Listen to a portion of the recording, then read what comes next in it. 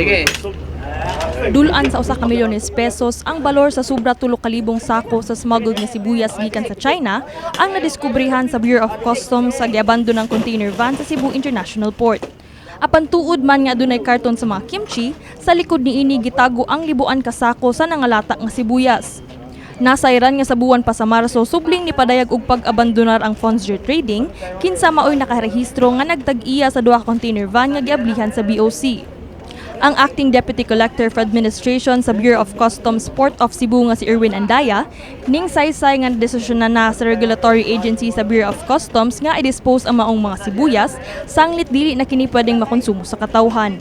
So after this, the inventory team will do the inventory, the inspection of the actual contents, and then they will submit the report. After that, we will forward the same for appropriate action to the Office of the Commissioner.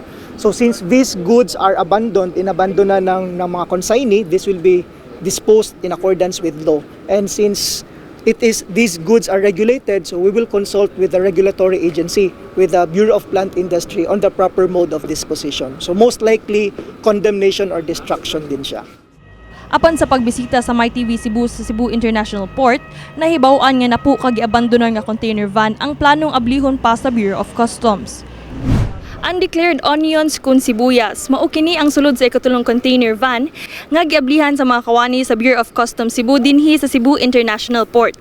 Sama sa unang duha ka mga container vans, adunay gatusan ka mga karton sa kimchi nga gitabon sa libuan ka mga sako sa smuggled sibuyas. Human niidi adunay pay 7 ka mga container vans ang ablihan sa Bureau of Customs. Sa pagkakaroon, i-determinar pa sa inventory group sa Bureau of Customs ang dugang detalye sa mga nahibiling container vans ug ang balor sa sulod sa maong mga containers.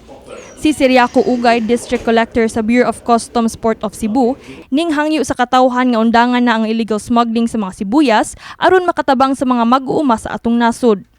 Itigil na natin to dahil unang-una na kawawa naman yung mga farmers natin.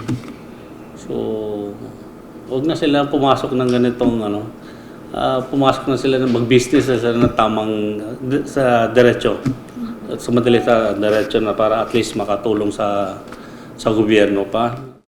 Kini si Queenie Joligon alang sa MyTV Cebu.